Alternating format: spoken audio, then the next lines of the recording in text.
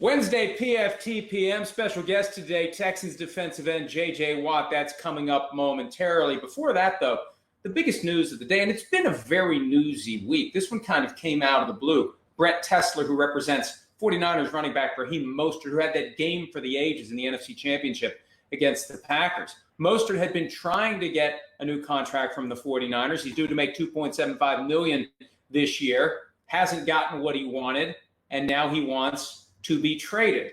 This isn't necessarily the best climate for any player to be trying to finagle a trade with all the uncertainty arising from the pandemic. You'll hear a lot about that from J.J. Watt coming up in a few minutes. But the 49ers just have this revolving door that they've worked to perfection, and whoever they plug in seems to get it done. They still have Jerick McKinnon, who's been with the team for 2 years, trying to get to 100%. They believe that he still can be a very effective player in that offense if he's healthy.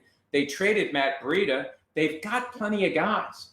I don't think they're going to let themselves be held hostage at the running back position by one guy who wants to be paid a lot of money, because they recognize, maybe unlike any other team, the value of having multiple running backs who know the system. It's about the blocking. It's about the play design. And there are a lot of guys out there. We talk about this all the time with running backs. The supply of capable running backs far outweighs the demand. And that's very instructive as it relates to the situation with Dalvin Cook in Minnesota.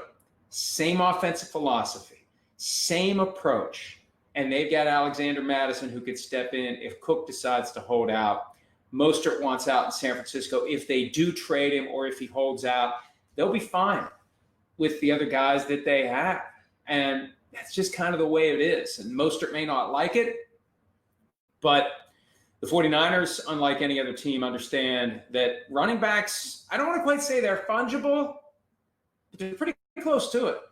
As anyone with any position on offense or defense would be in an NFL system, I think the 49ers feel that way about their running backs because we've seen them get it done with a bunch of different guys. All right, we got it done with J.J. Watt earlier today. Here's an interview that I taped with him, courtesy of our friends at Gatorade, the Beat the Heat program. Here's a conversation with Texans defensive end J.J. Watt.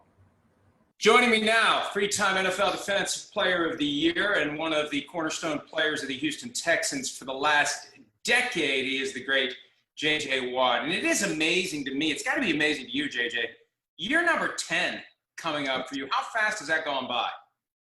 It's pretty crazy, man. It's gone by fast for sure. You know, at the beginning of your career, they always tell you it flies by, it goes by in the blink of an eye. All the vets tell you all that.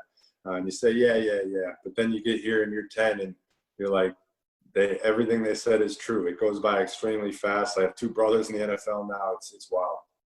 There's some similarities, too, between year 1 and year 10. Year 1, there was no offseason program because of the lockout. This year, no offseason program because of the pandemic. Is there anything from 9 years ago that you can use to help make this easier when you go to training camp without the benefit of the offseason program? Yeah, so when you think about the two off seasons, obviously neither one had OTAs, neither one had workouts with the team. The biggest difference by far is obviously the coronavirus situation. And what that causes is back in 2011, we could still train at gyms. We could still get together and the veterans could teach me the playbook. We could run plays. We could do all that stuff. We haven't really been able to do that this off season because of everything that's going on. So I'm fortunate. I had a situation where I have a gym, I have a field, I can do all my workouts. There are some guys who live in a one-bedroom apartment who the apartment building shut down the gym. They don't have a field to run on. So there's guys that are in different situations all throughout the league. So where in 2011, if you weren't training, it was kind of your own fault because you had access to everything. This year, it might be you're not training because you just didn't have access to it. So I think that's what we're having to deal with and trying to figure out this ramp-up period and what it's going to take to get guys ready for the regular season is we got to first assess what everybody's been able to do and where their body's at because it's much different for every guy. And, JJ, that's a great point, too, because in 2011, injuries were up 25%, even with the ability to work out in gyms and work out in groups and work out on fields. This year, there's a greater risk of even higher injury rates if there isn't that break-in period that gets guys to where they would have been if they'd had the opportunity to work out. Right, and I think that's the biggest concern from the player's standpoint, besides the obvious health concerns of COVID itself. but the injury rate in figuring out where guys' bodies have been. Have they been running at full speed? Have they been cutting? Have they been making those high impact, moves that you have to make to play the game of football, which is where a lot of those injuries come from. I mean, you look back to 2011 and some of those injuries, hamstring pulls, Achilles tears. Those are injuries that happen because you haven't been able to do what you need to do at that highest level. And so this year, with the circumstances we're at, we just want to make sure guys aren't put in a compromised situation purely because we want to start on the set date. American sports leagues have been trying to get back onto the field, the court, the gridiron, et cetera. Your wife's league, the NWSL, Chicago Red Stars, they've been playing. What have you gleaned from her about their experience playing games in the pandemic that could maybe be useful when it's time for you to get to work? Yeah, it's been interesting for me to watch because she went back to training, a month and a half, 2 months ago, whatever it was. And she was in Chicago training, and they were kind of self-quarantining themselves as they trained to make sure that they could go to practice every day and get their tests and things like that. And now they're out in Utah in their own bubble. And so they're basically all in one hotel. They're playing all their games at a facility with no fans, and the facility's clean and everything's clean. So it's been really interesting for me to watch, and it's been successful for them so far. They really haven't had any, knock on wood, they haven't had any outbreaks or any cases there. And I think that they've all been following it pretty well. Not necessarily to the most enjoyable set of circumstances for them. I mean, she's in a hotel room for, 18 hours out of the day when she's not training, but it is working. And so I think it's kind of a give and take on, you're going to have to give up some, liberties and things that you're used to and accustomed to. You're not going to be able to go out freely if you want to have a season like they're having where they're in a bubble. But the trade-off is you get to play. The bubble concept's been tossed around from time to time for the NFL. I just don't think it can work. There's too many teams, too many players, too many coaches, too many people. But the positive side, if there is one, would be where everybody is. I think one of the practical realities, JJ, for the NFL, you got a lot of young guys. They're going to want to act like young guys, and they're going to be tempted to go out and do the things young guys do, and all it takes is one of them to bring that virus into the facility or onto a field, and the NFL has a problem.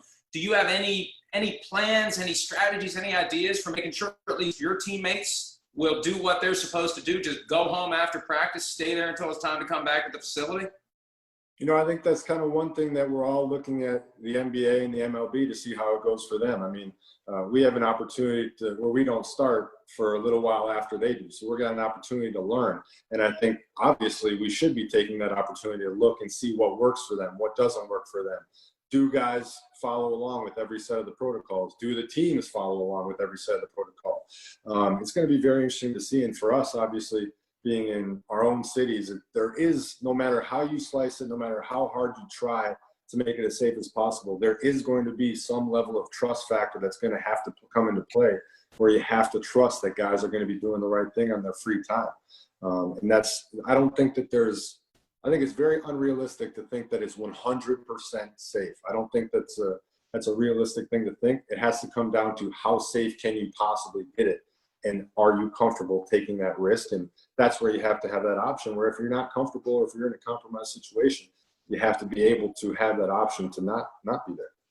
Do you think a lot of guys are going to do that? A lot of guys, do you have a rough idea of a percentage that would surprise you if guys say, yeah, I just can't do it this year. I'm not going to be part of this? I really don't. I think that every guy's situation is different. I know there could be a guy who has a child with asthma and he really just doesn't want to bring it back home, or you have a pregnant wife. And I think that the one thing that I would say to that is there shouldn't be a stigma if you do choose to opt out. If there is a legitimate reason for you to be opting out and you don't feel comfortable, whether it's for yourself, whether it's for your family, I don't personally think there should be a stigma with that, because you're making the best decision for yourself and for your family. And if we ever get to the point where we're shaming people for dropping out of a sport because they want to protect the health of their family, then we're in a tough spot. Yeah, I agree with you on that. And I have a copy of the protocol that's been put in place between the league and the union for training camp, and everything looks appropriate. 6 feet apart, masks, everything's careful, everything is very deliberate and planned out. But the more I see that, the harder it is to reconcile. At some point, everybody's got to get on a football field. You're going to be lined up right across from somebody, as Rodney Harrison told me last week, breathing and sweating and spitting and bleeding. And how do you reconcile the two?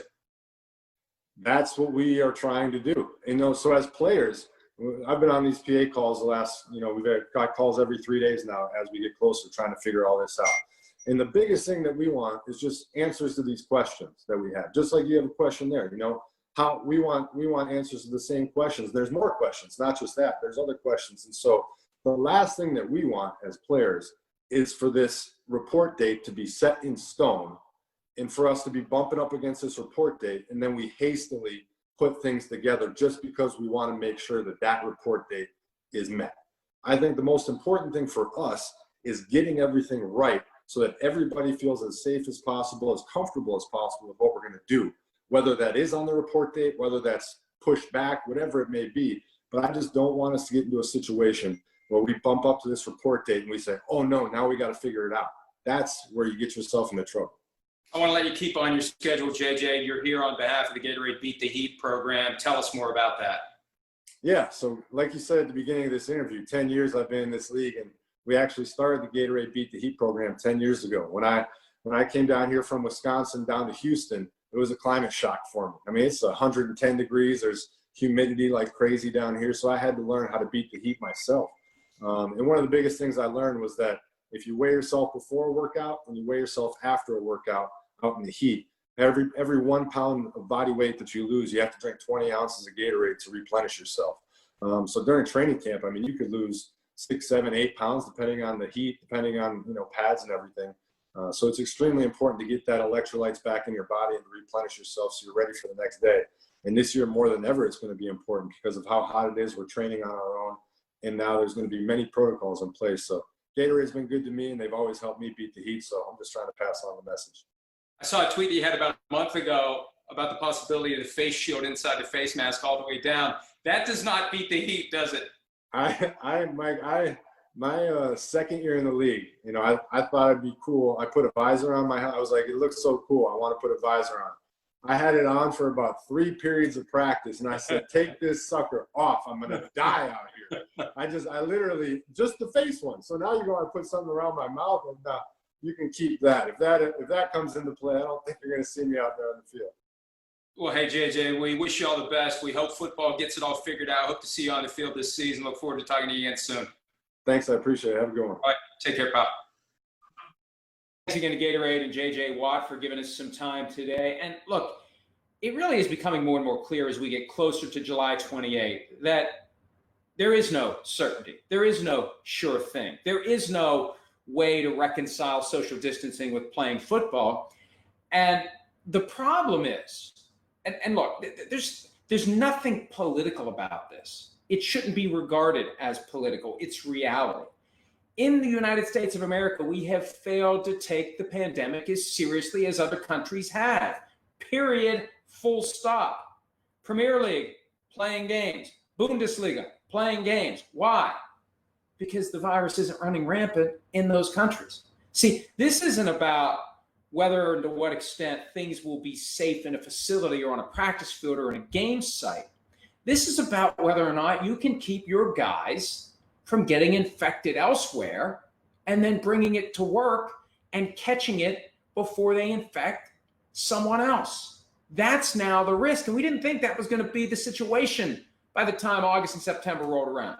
That's what we need to be concerned about. So NFL and NFLPA trying to work it out. JJ Watt hit the nail on the head. There should be no stigma whatsoever if guys decide to opt out. It's unclear who will or who won't. The problem is football players want to play football. And I think there will be guys who maybe should opt out and don't. And that's all right too. Each guy's got to make his own decision about what's right for him. And the reality is, for every guy that opts out, there's 5, 10, 15, 20 guys out there that will say, I'll do it. And the NFL will find a way to put enough players on the field. The challenge will be avoiding the kind of outbreaks that will shut a team down and having enough able, ready, and willing players who can step in and go. And you don't want to have your $40 million a year quarterback being protected by a left guard who was just scraped off of a couch because they're 15 guys deep on who they're trying to get to come play because everybody else has the virus. All right, we hope they get it worked out, though. We hope we have football. And when we have football, it looks like Washington's going to have a new name. And it looks like there will be no Native American imagery. Now, I don't know what that means. Does that mean that there will be a potential Native American name, but not any Native American imagery?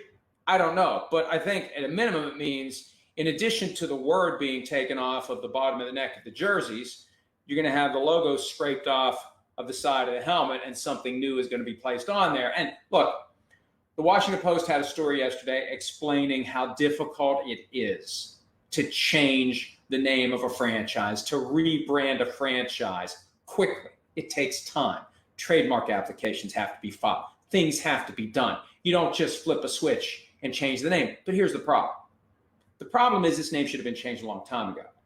And whatever hassles the franchise is going to have to deal with in changing this name on an expedited basis, that's part of the debt that you accrue by refusing to do the right thing and change the name when you should have years ago. When Dan Snyder crossed his arms like Veruca Salt and said never, and you can put it in all caps, that's when the clock started ticking. That's when anyone paying attention to this knew, you know what, at some point they're going to have to change that name. Now, nobody could have foreseen the specific circumstance, this awakening and reckoning on racial issues that has caused everyone to be more sensitive than ever before, more thoughtful than ever before, and more vocal than ever before. But regardless, when you decide to go forward with a dictionary-defined slur as the name of the team, you run the risk that the walls are going to collapse quickly, and you're going to have to move faster than you ever would under normal circumstances. And to the extent that that's what Washington has to do, that's what Washington has to do. And meanwhile, to the extent that anyone wants to make a run on all of the soon-to-be obsolete Washington gear, you're not going to get it at Target. You're not going to get it at Nike. You're not going to get it at Walmart. You're not going to get it via Amazon. All of those retailers, no Washington merchandise to be found. NFL Shop, Fanatics, the only place you can get it. Of course, eBay. And I guess there's going to be a pretty robust market on eBay and Etsy and other sellers out there of secondhand goods, because there will be people, I guarantee it, as sad as it is, there will be people who continue to call the team by its current name, continue to wear the gear associated with the current name, but it's a little bit harder to find that gear now than it was a week ago. And hopefully a week, 2 weeks, 3 weeks, 4 weeks from now, at some point before they go to training camp, I mean, isn't it going to be awkward when it's so clear that they're going to change the name, that they continue to go by the name that is going to be changed, the name that is going to be changed because it's offensive to Native Americans? But what do we call it? Well, just call them Washington, like I've been doing for the last 7 years. So Washington hopefully will have a new name. Until then, I hope everyone just refers to them as Washington. You can refer to us as PFTPM. The break from PFT Live continues. We're back July 20th at PFTPM, rolling along every weekday. We'll be back again tomorrow with another edition of PFTPM. Until then, check us out around the clock at ProFootballTalk.com and have a great day. Hi, I'm Mike Tirico, and thanks for watching. Make sure to hit subscribe for the latest news and highlights from NBC Sports.